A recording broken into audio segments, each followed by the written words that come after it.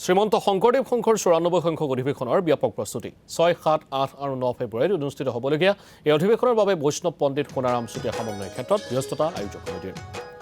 মহবন্ধাৰ এৰালতলী পথাৰত দেখা গৈছে ভকত বৈষ্ণৱৰ ব্যাপক তৎপৰতা প্ৰায় ১২০০ বিঘা মাটিকালি সামৰি আয়োজন চলিছে অধিৱেশনৰ বিশাল সভাকক্ষ একেলগে ১০,০০০ ভকত বৈষ্ণৱে আহাৰ গ্ৰহণ কৰিব পৰা ভোজনালয় ২০০ চৌকাৰ ৰন্ধনশালা ৮০০ বিপণী ২০০টা শিবিৰৰ নিৰ্মাণৰ কাম প্ৰায় আগবাঢ়িছে প্ৰতিটো দিনতেই যোৰহাট জিলাৰ বিভিন্ন প্ৰান্তৰ ভকত বৈষ্ণৱসকল ব্যস্ত হৈছে নৰা কটাৰ পৰা আৰম্ভ কৰি শিবিৰ নিৰ্মাণ খৰি ফলা আদি বিভিন্ন কামত প্ৰায় ১৫ লাখ ভক্তৰ সমাগম হ'বলগীয়া যোৰহাট অধিৱেশনত যাতে ভকতসকলৰ কোনো অসুবিধা নহয় তাৰ বাবে বিশেষ দৃষ্টি ৰাখিছে উদযাপন সমিতিয়ে এই মুহূৰ্তত পোনপটীয়া সমাচাৰ লৈ যাব বিচাৰিছোঁ সতীৰ্থ মৃদুষ মন্ত হৈছে আমাৰ সৈতে সংযোজিত এই মুহূৰ্তত মৃদুষ মন্ত মই আপোনাৰ কাষলৈ গৈছোঁ পৰিৱেশটো দেখুৱাওক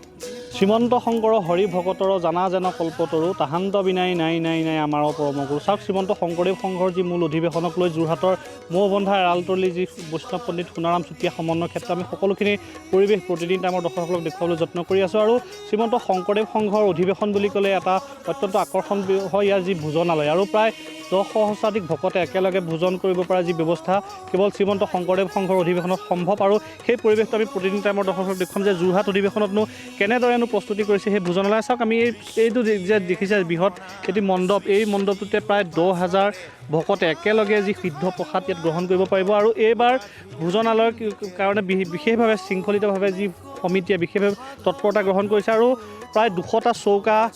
৬০০ ৰান্ধনি ইতিমধ্যে সাজু কৰা হৈছে আৰু সকলোখিনি ভকত বৈষ্ণৱক আদৰিবৰ বাবে সকলো সাজু হৈ আছে এয়া হৈছে সমিতি বিষয়ববীয়াসকল দিনে ৰাতিয়ে একাকাৰ কৰি ইয়াতে কষ্ট কৰি আছে আৰু চাওক যিহেতু শ্ৰীমন্ত শংকৰদেৱ সংঘৰ অধিৱেশন বুলি ক'লে এই যি সিদ্ধ প্ৰসাদ আৰু বৃহৎ ভোজনালয়ৰ কথা সকলোলৈ মনলৈ আহে আৰু এই আমি যি প্ৰস্তুতিৰ পৰিৱেশটো আমি প্ৰতিদিন টাইমৰ দৰ্শকসকলক দেখুৱাবলৈ যত্ন কৰিছোঁ আমাৰ সৈতে বিষয়ববীয়াসকল আছে আমি কথা পাতিবলৈ যত্ন কৰিম শ্ৰীমন্ত শংকৰদেৱ সংঘৰ অধিৱেশন বুলি ক'লে কিন্তু ভোজনালয়টোৰ ক্ষেত্ৰত এটা যথেষ্ট আকৰ্ষণ হয় এইবাৰ কেনেদৰে প্ৰস্তুতি কৰা হৈছে ভোজনালয়টো কৃষ্ণ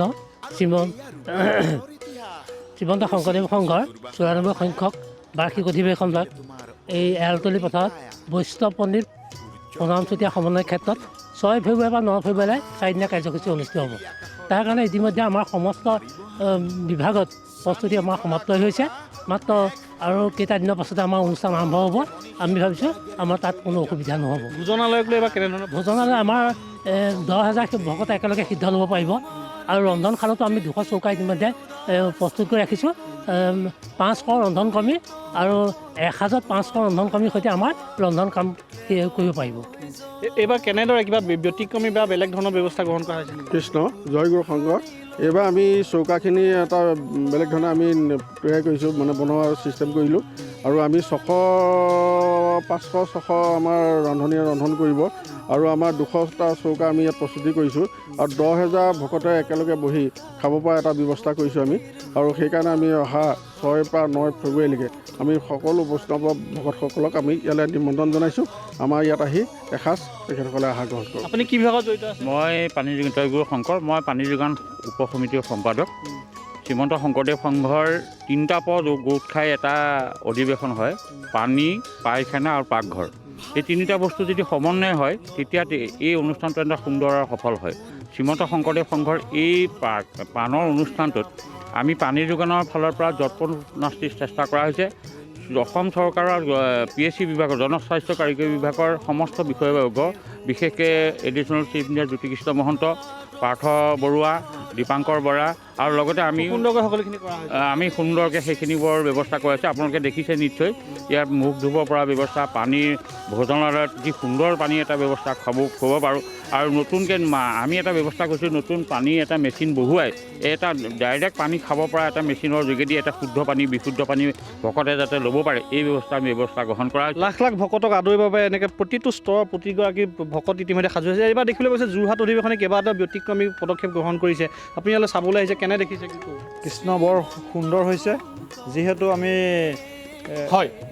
ভোজনালয়লৈ প্ৰৱেশ চাইছোঁ তাৰপৰা লগত আমি য'ত আমাৰ ভকতসকল থাকিবহি